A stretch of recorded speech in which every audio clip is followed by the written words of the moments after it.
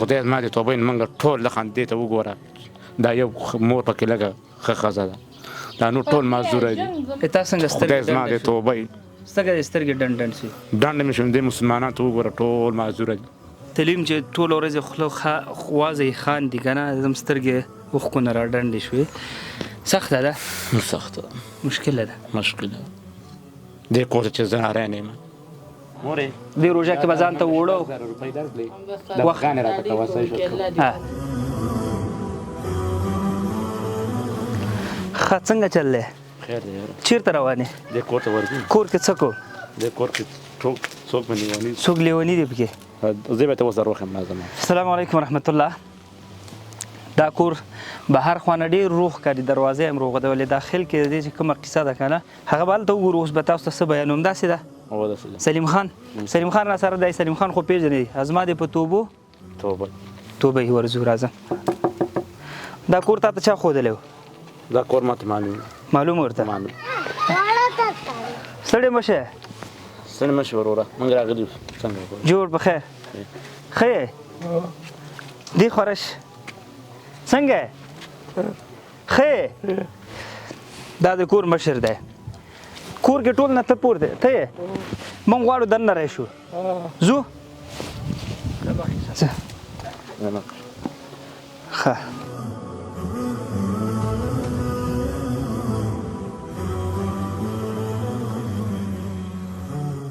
دغه جونګړه دغه کور دی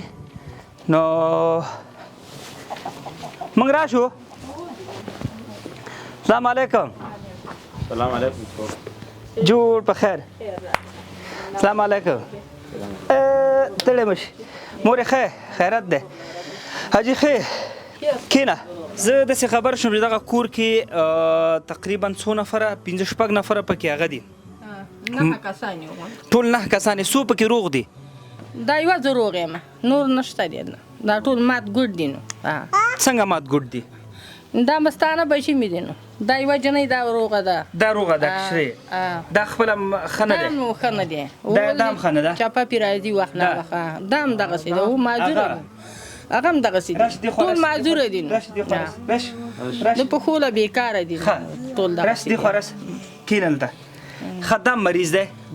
دی کښېنه هغه خورکۍ مریضه ده هغه خو سوپه لیوانۍ ده هغه خو بیخي داسې لیوانۍ ده چې دا واړه د ټولو دغه نشته دی تې ښادي وهي او د ده مېرمن د دې هغه هم دغسې ده هغه هم دی دا کوټه ده تاسو دا کوټه دا زما ده زما کوټه ده دا هغه د رنګه شوې ده او دا ولوېدله که کور مو خپل دی کور هم خپل دی یو کوټه لرې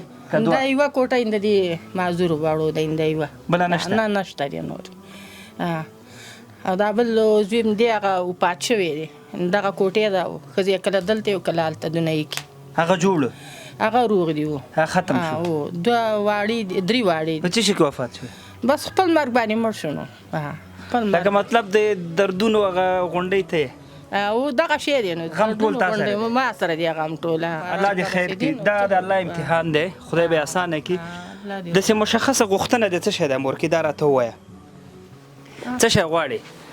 چې څه تاسو را دغه کړو نو موږ به څه ویو زه همیش لپاره چې یو کور ته ځم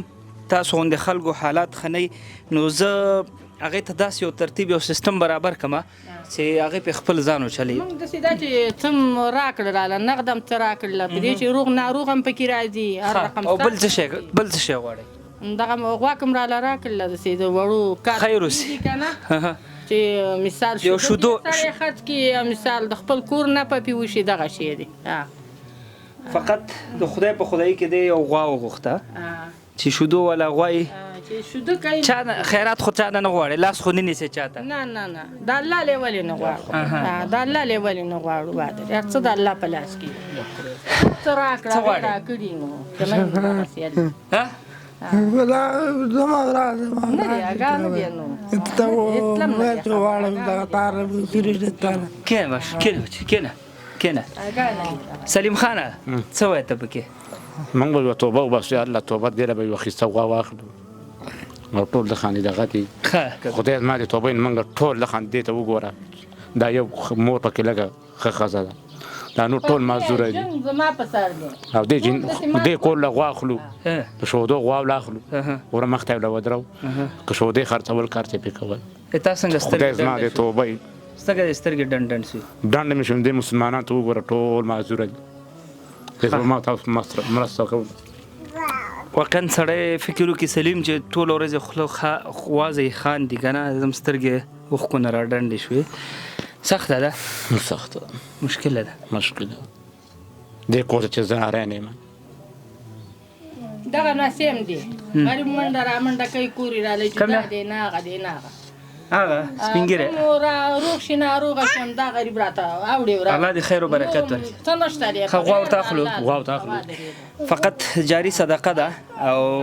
راځئ د دې فامیل سرپرستی په غاړه واخلو دی لپاره به غوا هم واخلو انشاءالله چې کله هم کونړ ته موږ راځو او یا کله هم کونړ کې مواد یا مرسته توزیع کوله دا به دی ته څه کو دی به پکې شامل وي مهمه خبره دا ده چې رښتیا مورکۍ روژه را روان ده د روژې سره به څه کوي بس الله هم شته دی نو څه نه لرو په غیر د الله فقط د دې خلکو ډېرې صفا عقیدې دي یوازې الله تعالی شته دغه کوي د روژې دپاره څه راوړي زموږ دغه نشته د روژې لپاره به زه درته خرچه درکړم خو دوستانو تاسو باید د غوا غمه خورئ او رښتیا روژه را روانه ده دا صحیح ده سلیم خان به هم خوشحالی